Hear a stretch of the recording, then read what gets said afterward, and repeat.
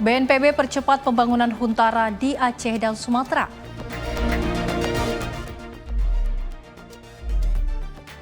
DPR RI setujui Polri tetap di bawah Presiden.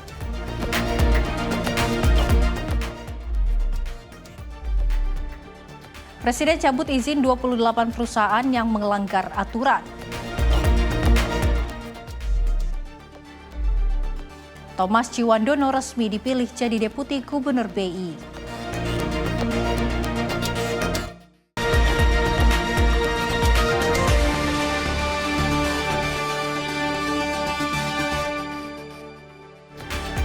Halo pemirsa, apa kabar? Selain informasi utama tadi, kami juga telah merangkum sejumlah informasi menarik lainnya, tentunya seputar peristiwa yang telah kami rangkum selama sepekan lamanya. Tentunya dalam program Kilas Sepekan bersama saya Louis Ayu. Dan inilah Kilas Sepekan selengkapnya.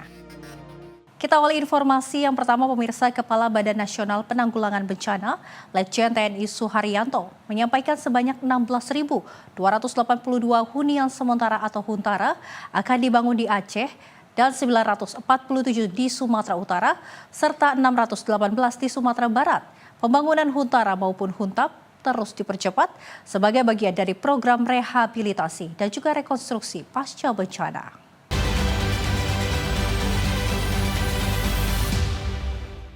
Kepala Badan Nasional Penanggulangan Bencana Letjen TNI Suharyanto menyampaikan progres pembangunan hunian bagi warga terdampak bencana di Provinsi Aceh, Sumatera Utara, dan Sumatera Barat. Suharyanto menyebut pembangunan hunian sementara atau Huntara ditargetkan sebanyak 17.847 unit yang tersebar di ketiga provinsi tersebut. Hingga saat ini sebanyak 4.228 unit Huntara telah selesai dibangun dan 993 kepala keluarga sudah menempati hunian tersebut. Adapun untuk hunian tetap atau Huntap, Suharyanto mencatat sebanyak 12.572 unit telah mulai dibangun khususnya di wilayah Sumatera Utara dan Sumatera Barat. Huntara yang akan dibangun untuk Aceh 16.282, untuk Sumatera Utara 947, untuk Sumatera Barat 618. Jumlahnya adalah 17.847 unit. Yang ini semuanya sedang dikerjakan di masing-masing kabupaten kota. Yang sudah jadi sekarang ada 4.228 unit. Yang sudah ditempati, kemarin Bapak dan Satgas dengan Bapak Menko langsung meresmikan di Agam serentak di beberapa kabupaten kota. Per hari ini ada 993 KK yang sudah masuk Huntara. Kemudian untuk Huntap rencana dibangun, ini datanya akan bergerak terus ya. Per hari ini ada 12.572 unit yang sudah mulai dibangun di Sumatera Utara dan Sumatera Barat. Suharyanto menegaskan pembangunan Huntara dan Huntap terus dipercepat agar masyarakat terdampak bencana dapat segera menempati hunian yang layak, aman, dan berkelanjutan. Dari Jakarta, Jihan Nabila, Mutia Anggiani, Sinpo TV, melaporkan. DPR RI resmi menyetujui pembahasan percepatan reformasi Polri yang menjelaskan Polri tetap berada langsung di bawah Presiden tanpa diubah menjadi kementerian. Keputusan tersebut telah disahkan dalam rapat paripurna ke-12 DPR RI yang dilaksanakan di Kompleks Parlemen Senayan, Jakarta pada Selasa pagi. Dalam rapat paripurna ke-12 DPR RI telah menetapkan hasil pembahasan percepatan reformasi Polri sebagai keputusan mengikat. Dalam aturan tersebut, Kapolri tetap diangkat dan diberhentikan oleh Presiden dengan persetujuan DPR RI, sebagaimana diatur dalam Pasal 7 TAP MPR Nomor 7 Tahun 2000 dan Peraturan Perundang-undangan yang berlaku. Dalam putusan tersebut, DPR mengesahkan 8 poin percepatan reformasi Polri dengan catatan keseluruhan poin tersebut wajib dilaksanakan sebagai bagian dari reformasi Polri yang sistemik dan berkelanjutan. Telah membuat kesimpulan keputusan rapat kerja yaitu 8 poin percepatan reformasi Polri. Sebagai berikut saya bacakan. Yang pertama, Komisi 3 DPR RI menegaskan bahwa kedudukan Polri berada di bawah Presiden langsung dan tidak berbentuk kementerian. Yang kedua, Komisi 3 DPR RI mendukung maksimalisasi kerja Kompolnas untuk membantu Presiden dalam menetapkan arah kebijakan Polri dan memberikan pertimbangan kepada Presiden. 3. Komisi 3 DPR RI menegaskan bahwa penugasan anggota Polri untuk menduduki jabatan di luar struktur organisasi Polri. 4. Komisi 3 DPR RI akan memaksimalkan pengawasan terhadap Polri. 5. Komisi 3 DPR RI menegaskan bahwa perencanaan dan penyusunan anggaran Polri yang saat ini dilaksanakan dengan prinsip berbasis akar rumput atau bottom up, yaitu diawali dari usulan. 6.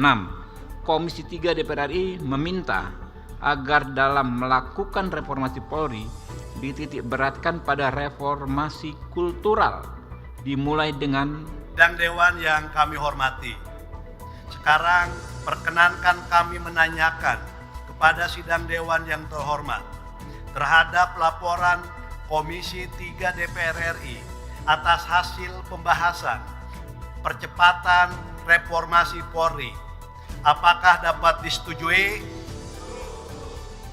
Dari Jakarta, Fani Davariskiano, Sinpo TV melaporkan. Pemirsa, Menteri Haji dan Umroh Muhammad Irfan Yusuf kembali meninjau langsung pendidikan dan pelatihan petugas haji di Asrama Haji Pondok Gede, Jakarta. Gus Irfan menegaskan keberhasilan petugas haji sangat berpengaruh langsung terhadap keberhasilan Kemenhaj itu sendiri dan juga hal ini sejalan dengan keberhasilan pemerintah Presiden Prabowo Subianto. Saya harus memastikan bahwa mereka benar-benar siap, mereka benar-benar semangat, karena mereka adalah ujung tombak Kementerian Haji di Saudi. Kedatangan Menteri Haji Muhammad Irfan Yusuf didampingi Sekretaris Jenderal Kementerian Haji dan Umroh, disambut oleh para peserta diklat PPIH Arab Saudi yang akan bertugas di daerah kerja Madinah. Menteri Haji mengatakan pihaknya ingin memastikan kesiapan dari para petugas haji dalam melayani jemaah haji, mulai dari kedatangan di bandara, tahap ibadah haji, hingga kepulangan jemaah haji. Gus Irfan meyakini petugas haji yang telah mengikuti diklat PPIH Arab Saudi sejak 10 Januari 2026 lalu memiliki semangat melayani jemaah haji yang tinggi. Gus Irfan menambahkan petugas haji yang sudah terbagi menjadi 3 dakar, yaitu dakar bandara, Madinah, dan Mekah, akan menjadi perpanjangan tangan negara dan pemerintah dalam melayani 221.000 jemaah haji Indonesia. Saya harus memastikan bahwa mereka benar-benar siap, mereka benar-benar semangat, karena mereka adalah ujung tombak Kementerian Haji di Saudi. Alhamdulillah saya lihat semangat. Alhamdulillah tadi saya lihat beberapa materi yang disampaikan, termasuk persiapan yang dilakukan. Nanti ada yang dakar Madinah, ada dakar Mekah, nanti ada juga yang saya lihat pembagian konstruksi, saya lihat semuanya. Insya Allah dengan persiapan yang lebih matang sekarang ini, kita akan bisa mendapatkan hasil yang lebih baik. Persiapan pembagian 3 dakar ini seperti apa, Pak? Sudah diatur semuanya.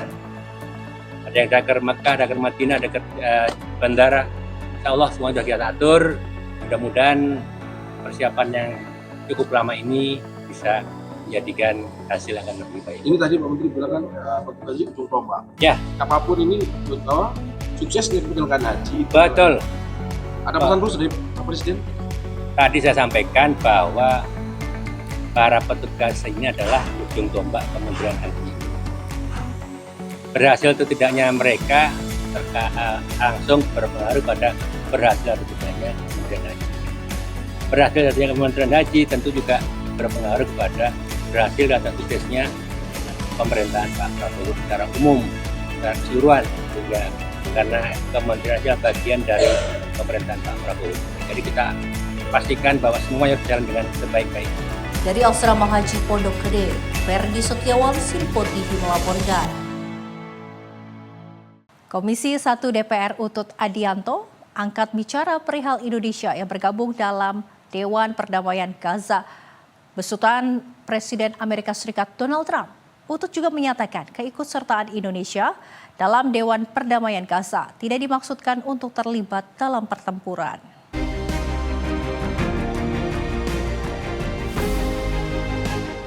Indonesia resmi bergabung ke dalam Dewan Perdamaian di Gaza yang dibentuk langsung oleh Presiden Amerika Serikat Donald Trump. Ketua Komisi 1 DPR Utut Adianto menilai keterlibatan Indonesia telah sejalan dengan Undang-Undang Dasar 1945, khususnya terkait peran Indonesia dalam menjaga ketertiban dunia. Namun dirinya menegaskan Indonesia tidak akan mengirimkan pasukan untuk terlibat dalam pertempuran, meskipun kepemimpinan misi nantinya di bawah komando jenderal dari Amerika Serikat. Oleh karena itu, keikutsertaan Indonesia dalam Dewan Perdamaian Gaza bukan dimaksudkan untuk terlibat dalam pertempuran. Tadi ada dua penanya dan dua penekanan bahwa kalau kita melaksanakan itu adalah sesuai dengan pembukaan undang dasar, yaitu ikut ketertiban dunia. Tapi poin yang paling penting kita di sana utamanya lebih menjaga perdamaian. Jadi tidak untuk ikut bertempur, walaupun nanti leadnya salah satu jenderal dari US, kita juga berharap kita akan mengirimkan jenderal terbaik kita di sana dan pasukan terbaik tempur kita, tetapi tidak untuk ikut bertempur. Tadi kita underline, kita tidak untuk bertempur, tetapi lebih untuk menjaga perdamaian. Dari Jakarta, Fahrizal Ahmad Amin, Simpo TV, melaporkan.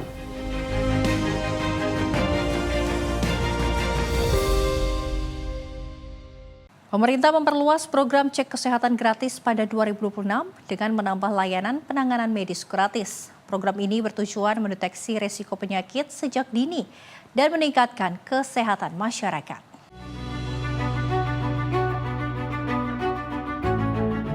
Pemerintah akan memperluas program cek kesehatan gratis pada 2026 dengan menambahkan layanan penanganan medis gratis sebagai tindak lanjut pemeriksaan. Menteri Kesehatan Budi Gunadi Sadikin menekankan tujuan program ini bukan sekedar melakukan screening, tetapi memastikan masyarakat lebih sehat melalui pencegahan dan penanganan dini. Skema layanan baru dimulai dengan screening gratis di puskesmas terdekat, diikuti pemberian rapor kesehatan yang terbagi menjadi 3 kategori, yakni merah, tidak sehat, kuning, kurang sehat, dan hijau sehat. Penanganan medis selanjutnya akan disesuaikan dengan kategori rapor masing-masing peserta.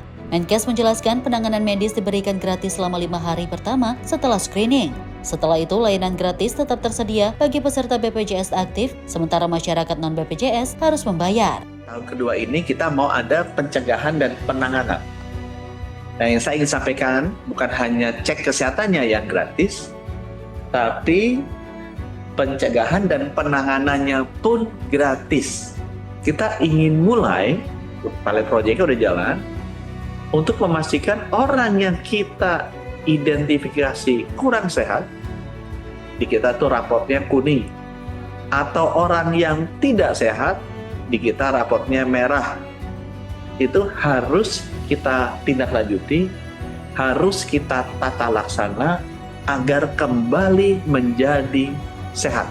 Itulah sebabnya saran saya, ayo cepat segera mengaktifkan BPJS masyarakat.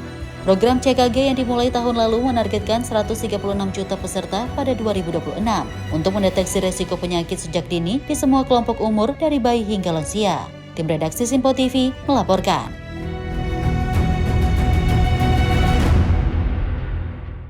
Menteri Pendidikan Dasar dan Menengah Abdul Muti menerima audiensi dari Yayasan Save the Children di Jakarta.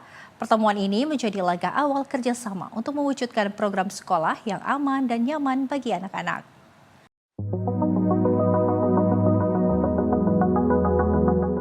Menteri Pendidikan Dasar dan Menengah Abdul Muti menerima audiensi dari Yayasan Save the Children pada Senin 27 Januari 2026 di Jakarta. Audiensi ini bertujuan membangun kolaborasi dalam mewujudkan lingkungan sekolah yang aman, nyaman, dan ramah anak. Kolaborasi dilakukan dengan melibatkan pihak sekolah, orang tua, serta masyarakat. Dalam kesempatan tersebut, Kementerian Pendidikan Dasar dan Menengah bersama Yayasan Save the Children menandatangani nota kesepahaman atau MOU. Kesepakatan ini merupakan bentuk dukungan terhadap implementasi Peraturan Menteri Pendidikan Dasar dan Menengah Nomor 6 Tahun 2026. Peraturan tersebut mengatur tentang budaya sekolah aman dan nyaman sebagai upaya melindungi hak-hak anak di lingkungan pendidikan. Yayasan Save the Children menyampaikan apresiasi atas kerjasama ini. Menurut Save the Children, upaya menciptakan sekolah aman dan nyaman sejalan dengan misi organisasi dalam memastikan terpenuhinya hak-hak anak. Kemendikbudrismen merupakan mitra strategis kami untuk menjalankan program-program di Save the Children. Mendukung program sekolah aman dan nyaman tentunya sejalan dengan misi kami untuk memastikan hak-hak anak terpenuhi, terutama hak-hak anak dalam bidang pendidikan dan juga perlindungan untuk anak-anak kapanpun dan dimanapun. Untuk menciptakan sekolah aman dan nyaman tidak cukup hanya melibatkan sekolah tentunya. Peran orang tua dan peran masyarakat atau komunitas di sekitaran sekolah, termasuk juga peran komunitas orang tua murid, komunitas orang tua dan pihak sekolah yang biasanya ada di setiap sekolah harus difungsikan secara optimal. Karena tanpa adanya kolaborasi yang kuat, tanpa adanya kesepahaman yang sejalan bagaimana menciptakan sekolah yang nyaman dan aman, apa yang kita cita-citakan bersama tentunya tidak akan terpenuhi. Harapan saya, semua pihak meyakini dan ingin melakukan yang terbaik untuk bisa menciptakan apa yang terbaik untuk anak-anak di sekolah. Melalui kolaborasi ini, Kemendikdasmen berharap implementasi Permendikdasmen nomor 6 tahun 2026 dapat berjalan optimal, sehingga sekolah menjadi ruang yang nyaman, aman, dan mendukung pertumbuhan kembang anak secara menyeluruh. Tim redaksi Sinpo TV melaporkan.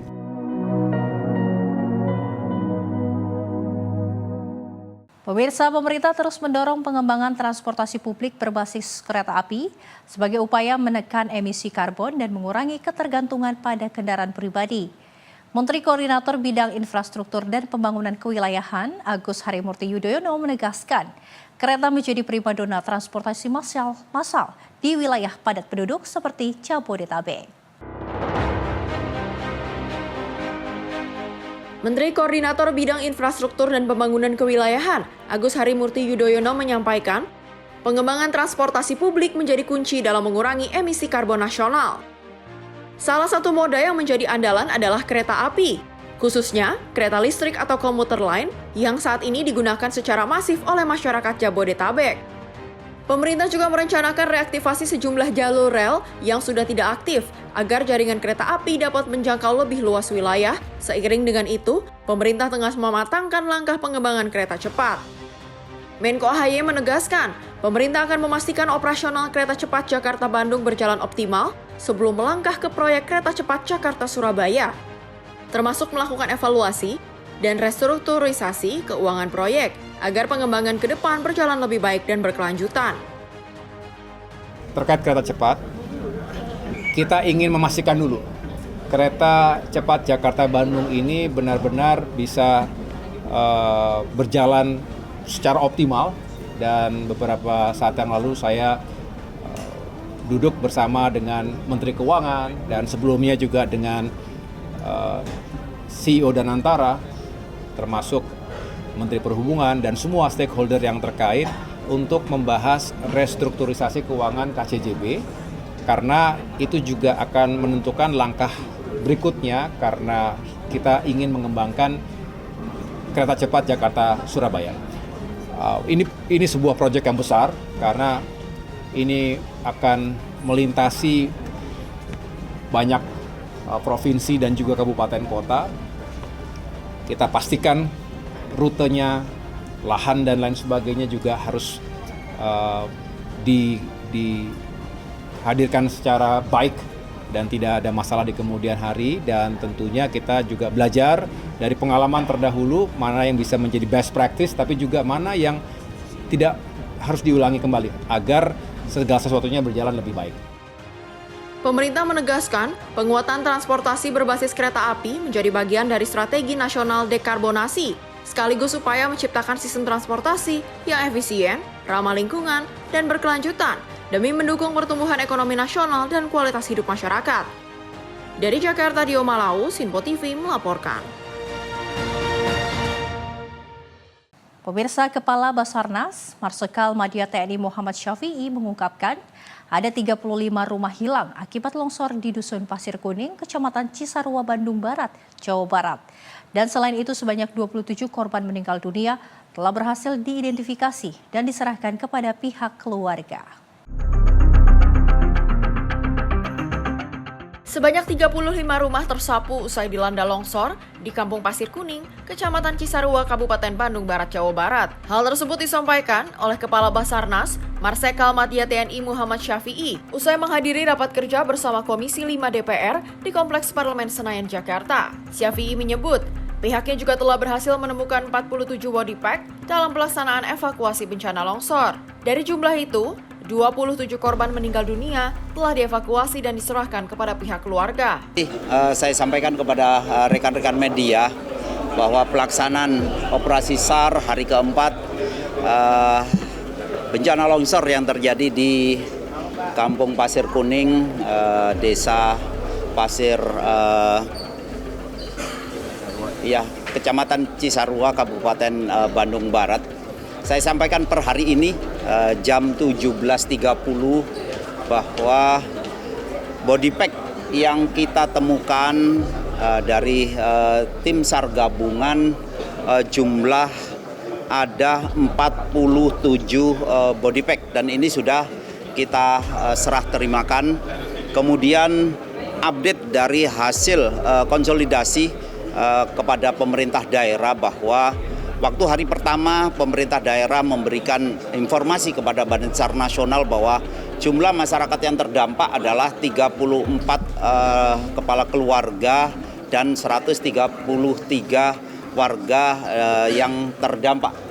Namun dalam perkembangannya ternyata bahwa jumlah rumah yang terdampak tersapu oleh bencana ada 35 rumah dengan jumlah korban 155, di mana dari 155 ini 75 dapat diselamatkan, kemudian sisanya waktu itu dalam pencarian dan hari ini yang saya sampaikan update pada jam 17.30 yaitu jumlah body pack yang kita temukan sudah 47 body pack. Dari Jakarta, Farizal dan Fariskiano, Sinpo TV melaporkan. Pemirsa, informasi lainnya akan kami hadirkan usai jeda. Tetaplah bersama kami di Kilas Sepekan.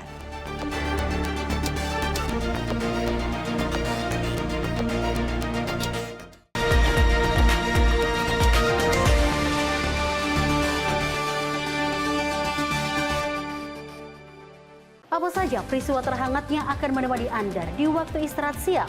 Penting dengan Perdana Menteri Malaysia Anwar Ibrahim. Polisi menyita barang bukti satu dan beroperasi di Terminal 1B. Ia menyebut GBN bukan sekedar pameran. Beragam isu dan kejadian yang sedang menjadi sorotan kami sajikan secara aktual dan terpilih. Dan Wakil Ketua DPR RI Dasko ke masyarakat. Sebelumnya semua portal secara serentak. Jangan lewatkan Menyapa Indonesia Siang setiap Senin hingga Jumat hanya di Sinpo TV.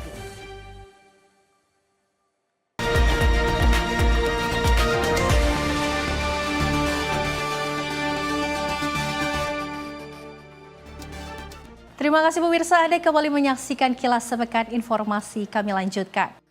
Menteri Sekretaris Negara Prasetyo Hadi mengungkapkan bahwa pemerintah akan menindak tegas jika terdapat adanya perusahaan yang terbukti melanggar aturan pemanfaatan hutan di 3 provinsi Sumatera.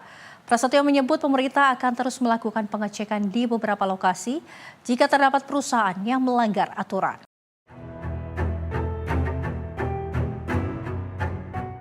Presiden Prabowo Subianto memutuskan mencabut izin usaha 28 perusahaan yang terbukti melanggar aturan pemanfaatan hutan di 3 provinsi Sumatera.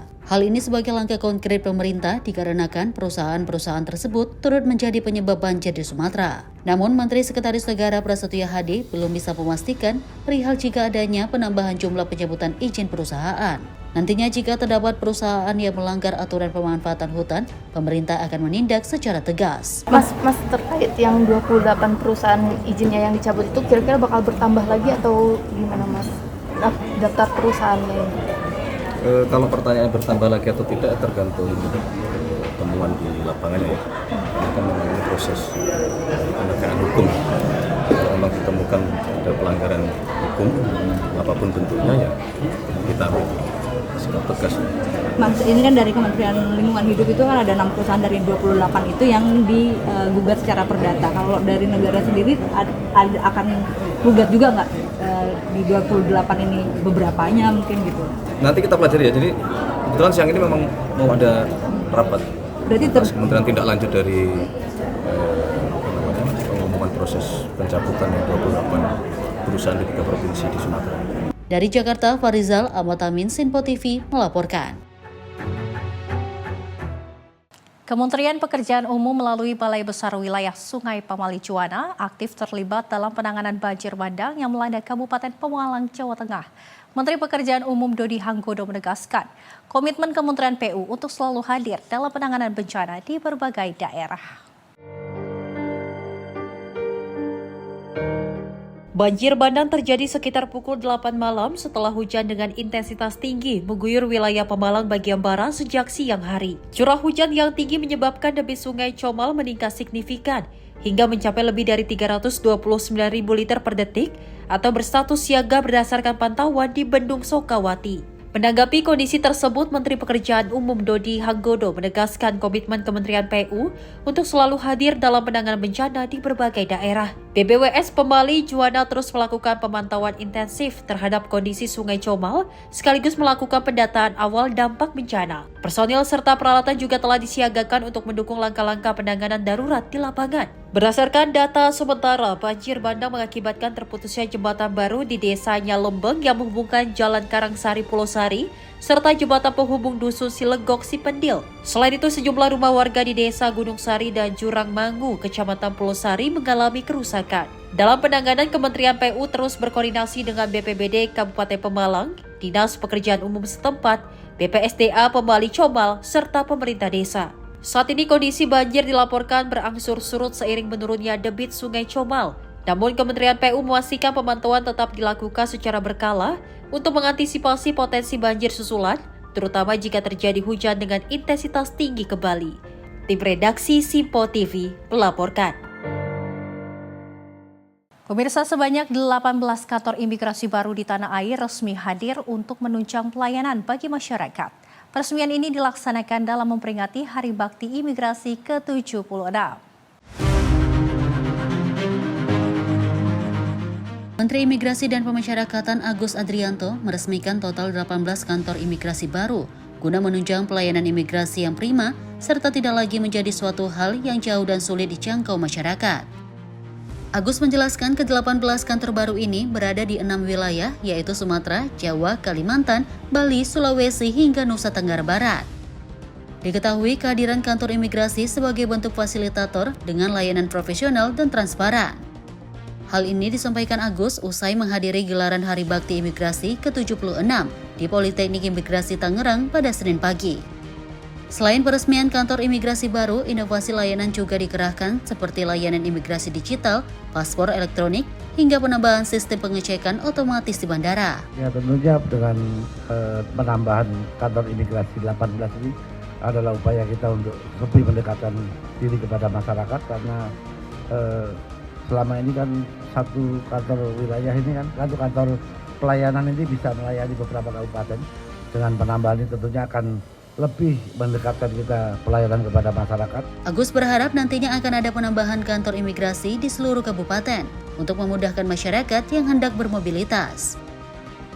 Dari Tangerang, Agita Haryono, Rona Bayu, Simpo TV melaporkan. Gubernur Jawa Timur Kofifa Indar Parawansa meresmikan Rumah Sakit Nahdlatul Ulama Pasuruan pada Senin 26 Januari 2026. Kehadiran fasilitas kesehatan baru ini menjadi tonggak penting dalam memperluas akses pengobatan yang berkualitas bagi seluruh lapisan masyarakat.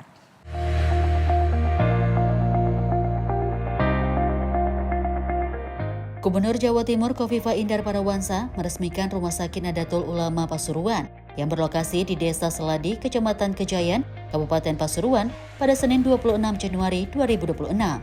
Kehadiran rumah sakit tersebut dinilai menjadi langkah strategis dalam memperkuat pemerataan layanan kesehatan sekaligus memperluas akses pengobatan berkualitas bagi masyarakat lintas lapisan sosial. Ia menyebut RSNU Pasuruan diproyeksikan melayani kebutuhan medis warga Kabupaten Pasuruan hingga wilayah pelosok. Hal tersebut sejalan dengan komitmen pemerintah Provinsi Jawa Timur dalam mendorong pemerataan fasilitas kesehatan sebagai bagian dari pembangunan sumber daya manusia. Maka dari itu, Kofifa mengapresiasi peran Nahdlatul Ulama yang dinilai memiliki sumber daya manusia yang kuat di berbagai sektor termasuk kesehatan. Tim redaksi Simpo TV melaporkan. Gubernur Banten Andras Soni menggelar rapat koordinasi penanganan banjir bersama Kepala Daerah Setanggerang. Pemerintah tidak ingin semata-mata menyalahkan faktor curah hujan yang tinggi, melainkan berupaya mencari solusi bersama atas permasalahan banjir yang sudah berulang.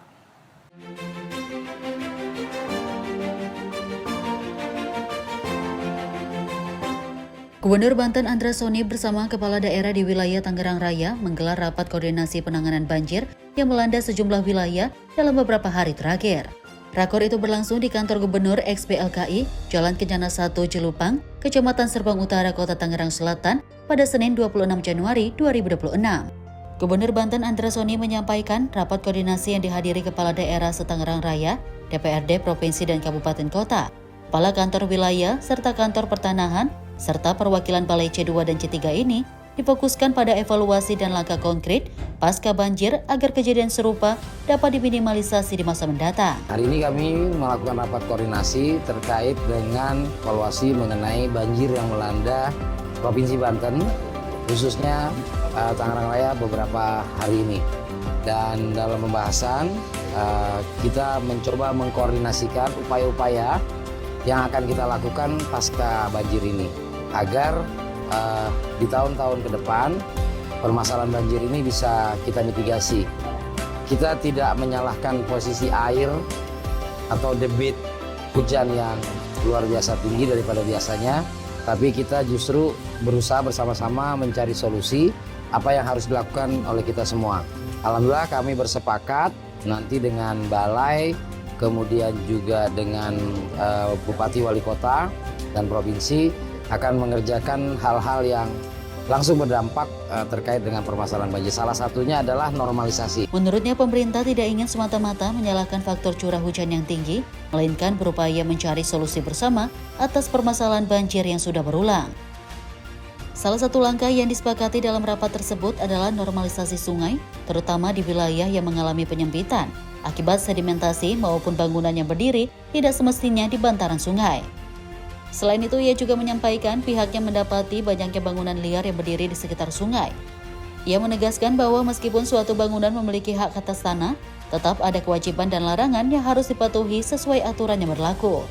Menanggapi isu pembongkaran Bendung Polor Kota Tangerang, Andra menegaskan bahwa dirinya tidak secara langsung meminta pembongkaran, melainkan mempertanyakan fungsi bendung tersebut. Tim redaksi Sinpo TV melaporkan. Wakil Menteri Kesehatan Dante Saxono Harbuwono menyayangkan masih banyak warga Indonesia yang lebih memilih untuk melakukan pengobatan di luar negeri. Menurut Dante, masalah tersebut terjadi karena buruknya pelayanan kesehatan di sejumlah rumah sakit di Indonesia, sehingga perlu ditingkatkan. Wakil Menteri Kesehatan Dante Saxono Harbuwono menekankan pentingnya rumah sakit di Indonesia untuk memberikan pelayanan kesehatan yang setara terhadap seluruh pasien. Menurutnya, kurangnya aspek pelayanan di rumah sakit berdampak signifikan pada devisa negara. Hal itu dikarenakan Indonesia telah kehilangan ratusan triliun rupiah akibat masih banyaknya pasien yang memilih untuk berobat ke luar negeri. Sependapat dengan hal tersebut, Gubernur DKI Jakarta Pramono Anung pun menginstruksikan Kepala Dinas Kesehatan untuk memprioritaskan peningkatan hospitality di tingkat pelayanan kesehatan, baik bagi pasien BPJS maupun non-BPJS. Memang kalau kita lihat banyak sekali rumah sakit yang dibangun terus menjamur di Jakarta. Tapi di sisi lain masih banyak juga pasien-pasien yang berobat ke luar negeri. Dengan adanya kompetisi yang sehat, tadi saya sampaikan bagaimana hospitality atau keramah tamahan itu menjadi standar yang mutlak harus dilakukan untuk memenangi kompetisi dengan pelayanan global pasien-pasien yang berobat ke luar negeri. Mudah-mudahan dengan adanya Primaya Hospital Kelapa Gading ini akan lebih membuat pasien-pasien itu betah berobat di luar negeri. Layanannya sudah komplit berdasarkan atas tematik, tidak berdasarkan atas keilmuan lagi, sehingga nanti mudah-mudahan rumah sakit ini berkembang dan dapat memberikan layanan yang terbaik untuk masyarakat di Jakarta. Dari Jakarta, Sri Dewi Andayani, Azizul Hakim, Sinpo TV melaporkan. Informasi lainnya dari Menteri Luar Negeri Sugiono yang menyampaikan Indonesia resmi terlibat dalam Board of Peace, sebuah forum internasional yang dibentuk untuk mendorong upaya perdamaian di Gaza dan Palestina. Hal tersebut disampaikan dalam rapat kerja Kementerian Luar Negeri bersama Komisi 1 DPR RI di Kompleks Parlemen Senayan, Jakarta pada Selasa siang.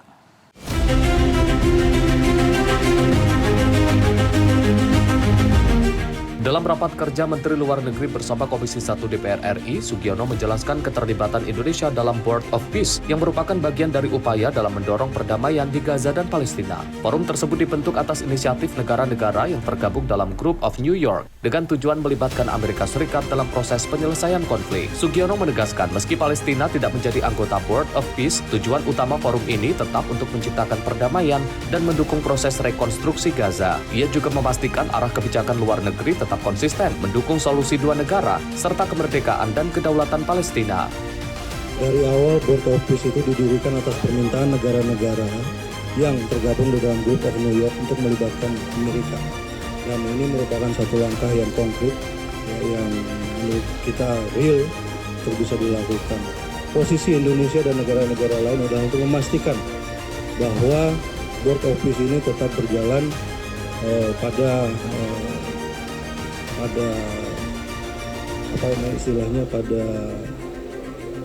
tujuan utamanya, karena Board of Peace ini sendiri lahir dari upaya untuk menciptakan perdamaian di Gaza dan Palestina. Saya kira itu. Dari Jakarta, Fani Davarizkiano, Sinpo TV melaporkan. Pemirsa, informasi lainnya akan kami hadirkan usai jeda. Tetaplah bersama kami di Kilas Sepekan.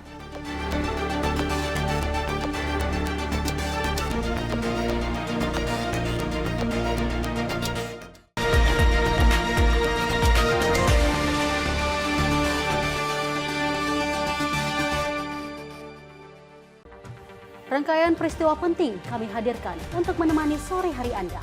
Regulasi penyiaran yang dinilai peringatan Bastille Day di Play, Pramono menegaskan Pemprov DKI dalam keadaan selamat di atas. Mengabarkan berita yang relevan dengan kondisi hari ini sebagai rujukan informasi menjelang malam tiba. Yang menyelundupkan kokain yang Menteri Pertanian menyampaikan tindak pidana perampokan dan pembunuhan. Lakukan langkah pengawasan secara langsung. Jangan lewatkan dalam Menyapa Indonesia Petang setiap hari hanya di Sinpo TV.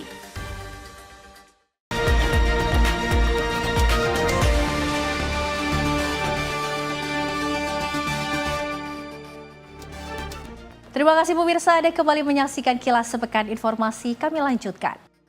Pemirsa, Badan SAR Nasional mengungkapkan kronologis insiden pesawat Smart Air yang jatuh di perairan Kabupaten Nabire, Papua Tengah pada Selasa lalu. Kepala Basarnas Marsikal Madya TNI Muhammad Syafi'i mengatakan insiden pertama kali terdeteksi usai sistem emergency locator transmitter atau LLT pesawat aktif.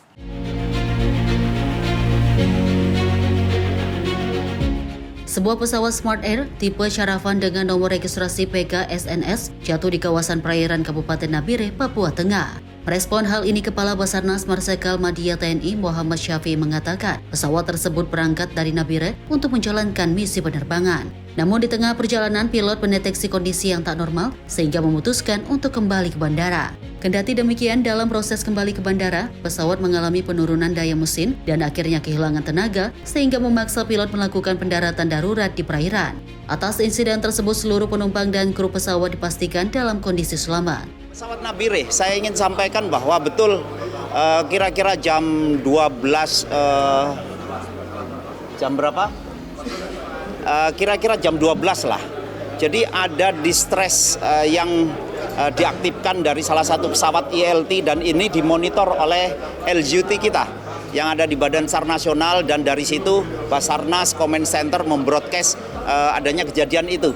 Yaitu pesawat berangkat dari Nabire mau melaksanakan mission karena ada kondisi yang tidak normal, akhirnya memutuskan untuk return to base.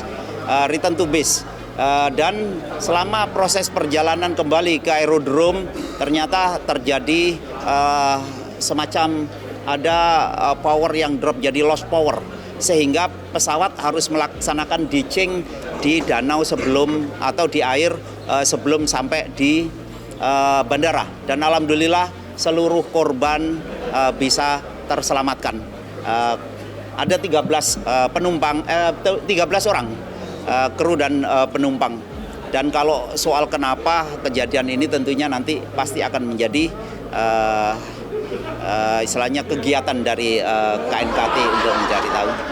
Jadi alhamdulillah betul itu terjadi dan tadi kita juga mendapatkan informasinya seperti itu. Dari Jakarta, Farizal Dava Rizkyano, Sinpo TV melaporkan.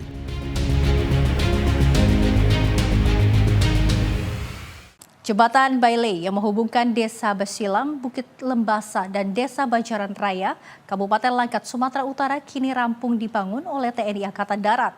Kehadiran jembatan tersebut mengembalikan akses transportasi dan mobilitas warga setelah sebelumnya terputus akibat bencana alam.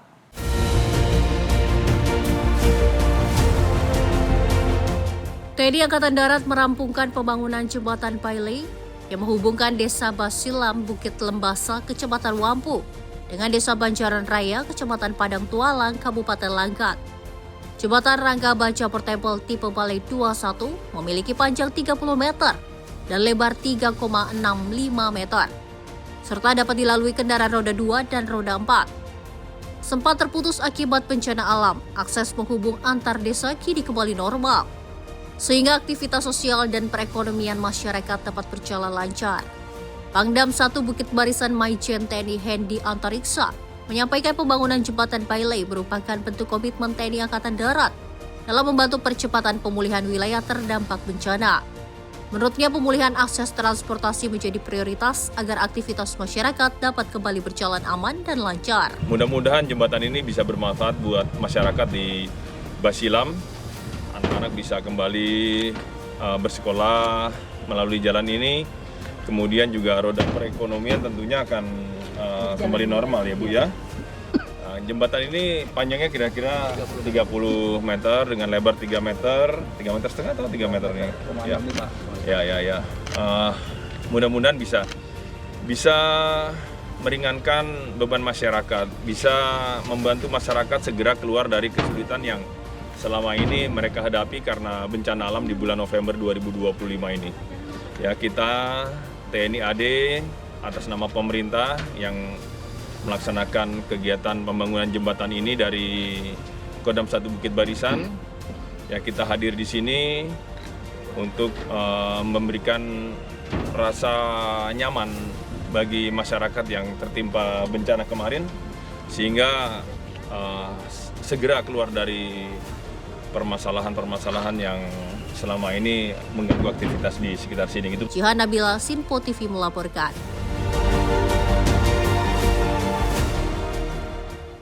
Pemirsa, pimpinan DPR Cucun Ahmad Samsurizal merespon kekhawatiran pasar modal usai Thomas Ciwandono terpilih sebagai Deputi Gubernur Bank Indonesia. Cucun meminta agar publik dapat memberikan kepercayaan terhadap Thomas Ciwandono untuk mensinkronkan antara kebijakan fiskal dan moneter.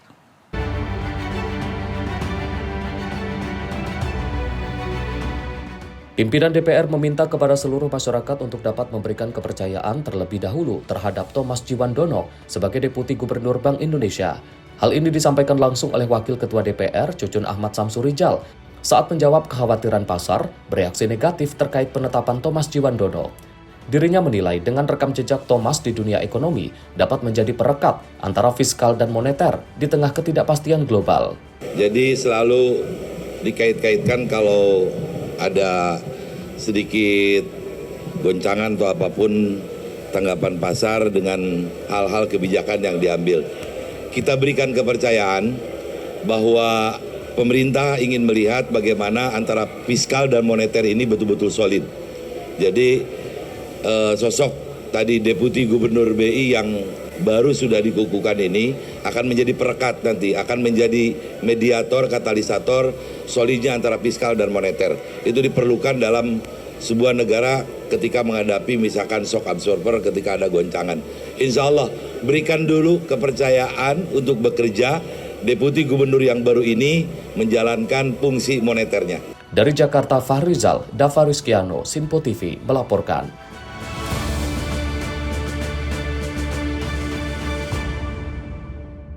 Sementara itu, dari Wakil Ketua DPR Saan Mustofa menjelaskan perihal mekanisme penetapan Adis Kadir sebagai Hakim Mahkamah Konstitusi. Saan menyebut bahwa penetapan Adis Kadir sebagai Hakim MK melalui proses seperti telah dilakukannya fit and proper test atau uji kelayakan dan kepatutan di Komisi 3 DPR.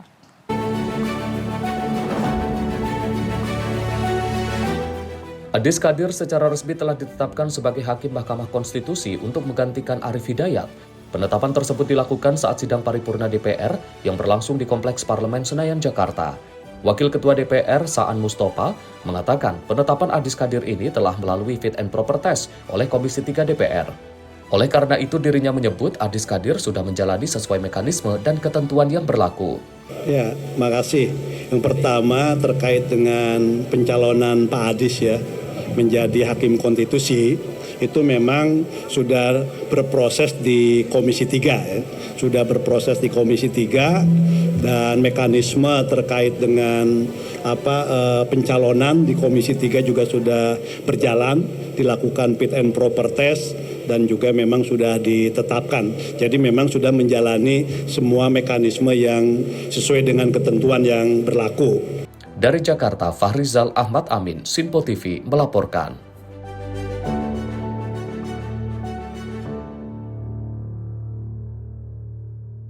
Pemirsa, MRT Jakarta terus mendorong perluasan jaringan ke wilayah penyangga, salah satunya Kepala Raja, Kabupaten Tangerang, Provinsi Banten. Langkah ini dilakukan untuk mengurangi penggunaan kendaraan pribadi, serta meningkatkan konektivitas transportasi massal antar wilayah. Dirut MRT Jakarta Tuhiyat menyampaikan sebagian besar penumpang MRT saat ini berasal dari wilayah penyangga seperti Tangerang, Tangerang Selatan, Depok, Bogor, hingga Bekasi. Menurutnya kondisi tersebut menjadi dasar bagi MRT Jakarta untuk mendorong konektivitas transportasi massal antar wilayah agar masyarakat tidak lagi menggunakan kendaraan pribadi ke dalam kota. Tuhiyat menegaskan perluasan jaringan ke arah Balaraja Kabupaten Tangerang saat ini masih dalam tahap kajian dengan melibatkan Kementerian Perhubungan, Pemerintah Provinsi DKI Jakarta, serta pemerintah daerah di Provinsi Banten. Adapun kajian tersebut meliputi aspek pemerintahan, keuangan, hingga teknis trans dan stasiun yang juga akan ditindaklanjuti melalui penandatanganan nota kesepahaman dalam waktu dekat. MRT Jakarta, tingkat kemacetan yang ada di Jakarta itu tidak lepas dari adanya penumpang yang datang dari area penyangga. Ada Tangerang, Tangerang Selatan, Depok, Bogor, Bekasi, dan sebagainya. Nah, oleh karena itu, kita sadar atas dasar itu MRT aktif sekali. Aktifnya apa? Mendorong masing-masing pemerintah, mendrive pemerintah. Dari sisi Jakarta, dari sisi kalau yang tadi acara adalah Banten, termasuk Kabupaten Tangerang, dan termasuk Provinsi Banten. Kita sudah melakukan komunikasi intensif. Apa tujuannya? Supaya bisa terkoneksi secara cepat, sehingga penumpang yang dari sana tidak membawa mobil pribadi, stop di sana, masuk MRT. Nah, bagaimana proses selanjutnya? Setelah dilakukan komunikasi, kami atas seizin dari Kementerian Perhubungan, kemudian kita komunikasi dengan Pak Gubernur, tentunya Pak Gubernur Jakarta dan Pak Gubernur Banten, ya sudah 2 kali kalau tidak salah ya kita. Kemudian juga kita audiensi dengan bupati dan sebagainya. Itu disepakati untuk melakukan kajian. Kajiannya apa? Banyak. Kajian dari sisi kelembagaan, kajian dari sisi keuangannya, seperti apa skemanya, kajian dari sisi trase dan stasiun. Ini akan dilakukan Memorandum of Understanding kurang lebih dalam bulan-bulan inilah. Dari Jakarta, Jian Nabilah, Mutia Angkiani, Simpo TV melaporkan.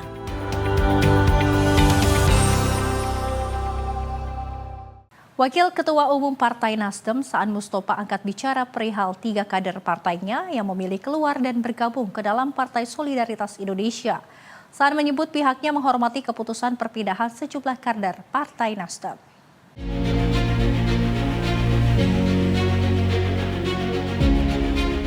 Tiga politikus Partai Nasdem dikabarkan keluar dari keanggotaan partai dan memilih bergabung Partai Solidaritas Indonesia yang diketuai oleh Kaisang Pangarep.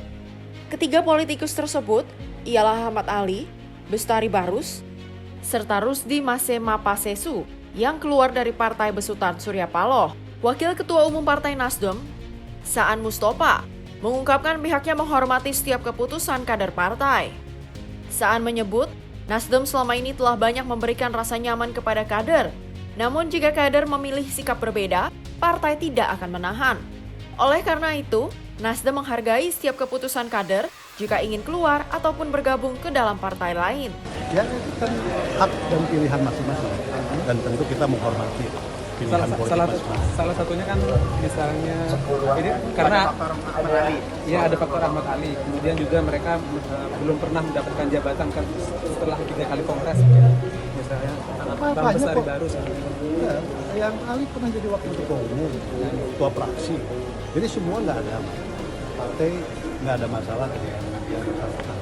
Tapi kalau yang bersangkutan menentukan pilihan politik jalan lain, kita hormati dan menghargai.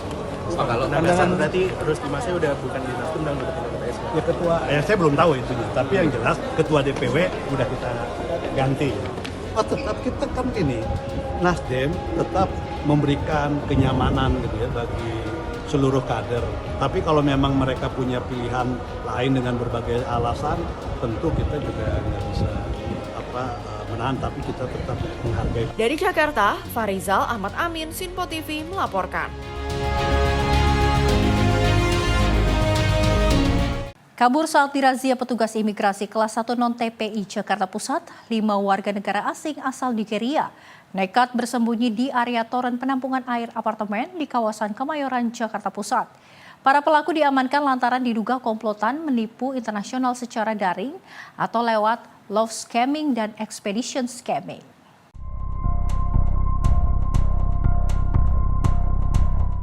Sejumlah warga negara asing asal Nigeria ini mencoba kabur saat dirazia petugas imigrasi kelas 1 non-TPI Jakarta Pusat di sebuah apartemen di kawasan Kemayoran pada malam tadi. Para pelaku berhasil ditangkap saat bersembunyi di area toren penampungan air di lantai atas apartemen. 5 pria warga negara asing ini diamankan lantaran diduga kuat terlibat dalam aktivitas jaringan penipuan internasional secara daring.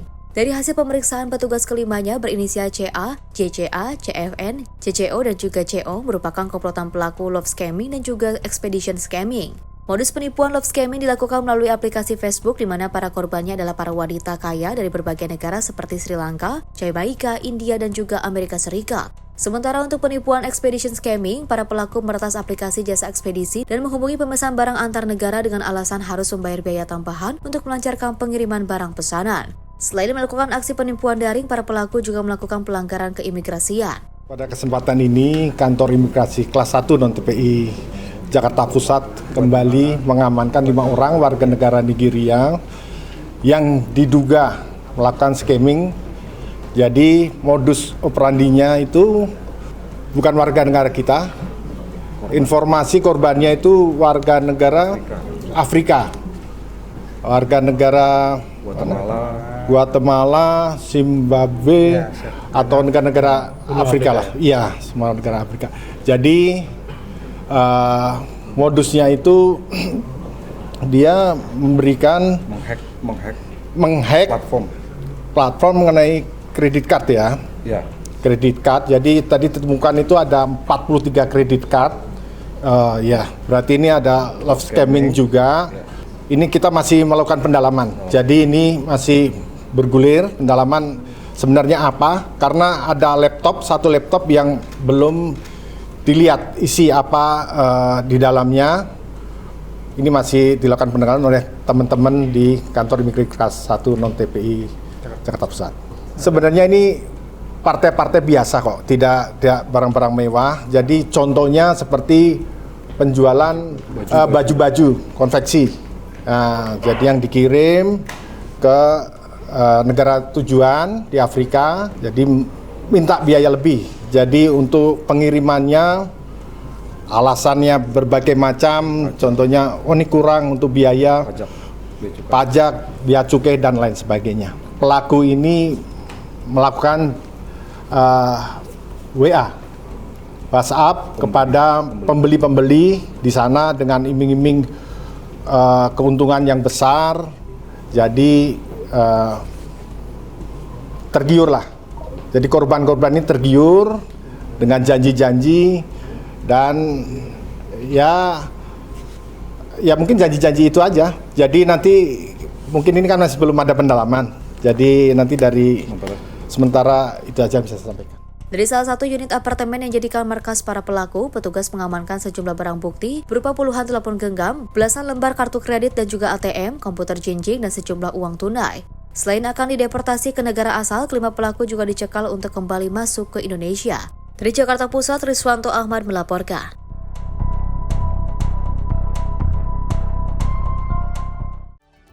Pemirsa, informasi tadi sekaligus menutup jumpa kita pada Kilas Sepekan edisi kali ini. Saya Luis Ayu mewakili kerabat kerja yang bertugas pamit undur diri. Terima kasih dan sampai jumpa.